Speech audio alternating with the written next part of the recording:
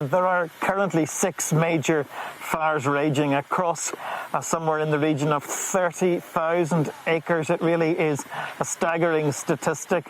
And there are fires popping up all the time. Even within the last couple of hours, we're hearing of one at Studio City. The scale of that, not quite clear at this time. But the big one, of course, has been in the iconic Hollywood Hills. Just the latest exclusive neighbourhood to be engulfed in flames. Really breathtaking pictures coming from there. The Hollywood Bowl and the Walk of Fame within the evacuation zone. Of course, the flames would have to leap the highway in order to reach the landmark Hollywood sign in the mountains, the Santa Monica Mountains. That hasn't happened. There has been a very extensive aerial firefighting operation going on there right throughout the last few hours. The bigger problem, I think, has been the gridlock as people attempt to evacuate. The mayor of Los Angeles, Karen Bass, deployed the LAPD to deal with that issue while firefighters were dealing with the inferno. And they do believe, in the case of the Hollywood Hills, that they are bringing it under control. David, we've heard this phrase this morning, the most destructive fire perhaps in the state's history.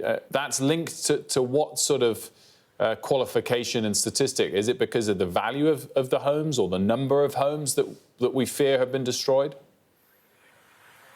I think it's both. In the case of the largest fire, we're told that at least 1,000 properties or structures have been destroyed. That's homes and schools and places of worship. But really, when you take into account that we have 6 fires raging right now, we're talking about thousands of homes. And these are $1 million homes. This is an area which is, of course, where the rich and famous come to enjoy their peace and quiet and tranquility. And to many, this is their little piece of heaven. And for the last few hours, in fact, the last 48 hours, it has been their hell on earth. But when you look at the number of properties that are being wiped out and you consider the value of those properties, it's not surprising that people are talking about this being the most costly fire in the history of this state. Many people here can't even get insurance for their property, but when you're talking about those very costly homes, perhaps these people don't need insurance. Perhaps they're able to afford to replace their homes when the time comes. The other big issue, of course, is the fact that there is a political battle now raging, as well as evidenced by the president's decision to cancel his intended trip to Italy and to stay in the White House to oversee the federal response to all of this, because the California governor, Gavin Newsom, a Democrat himself, has come under fierce criticism from the president-elect Donald Trump in terms of the water shortages and reported failure at the hydrants and various other issues. In fact, Donald Trump is laying the blame for what he calls the slow response to this firmly at the governor's door. And on that topic, David, I mean, clearly we won't really know the firm conclusions on that debate for many weeks and months until full investigations have been held. But what's been your experience? We saw a glimpse of it in Martha's report as to the ability of emergency crews to respond in full. This time, yesterday morning, midnight or so, talking to Martha, one of the reasons, of course, that there was a lack of presence for fire trucks was both that roads were blocked and indeed the winds were so strong it was stopping the planes and the helicopters from taking part in the attempts to put out the fires. But those excuses or those reasons, I guess, not as applicable as the day went on yesterday. What's been your experience of the scale of response?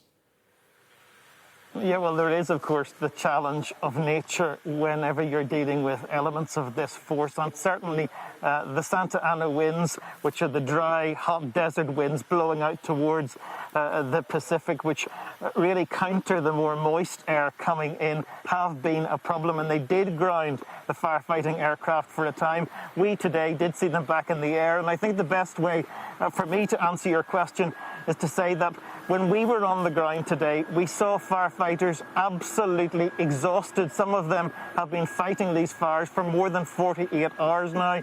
They appeared to be struggling with equipment that really was in a bit of a mess because they've been on the ground for so long.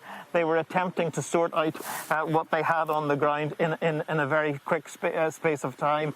But I think they also, as you heard in Martha's report, were very open about the fact that they were having problems in terms of water shortages. And all of that is leading people to suggest that this problem arises from the fact that the Democratic mayor of Los Angeles, Karen Bass, cut the fire department budget by more than $20 million. Now, she was out of the country when the fire broke out. We caught up with her as she arrived back at Los Angeles airport, and I did challenge her about that, but she chose not to answer any questions.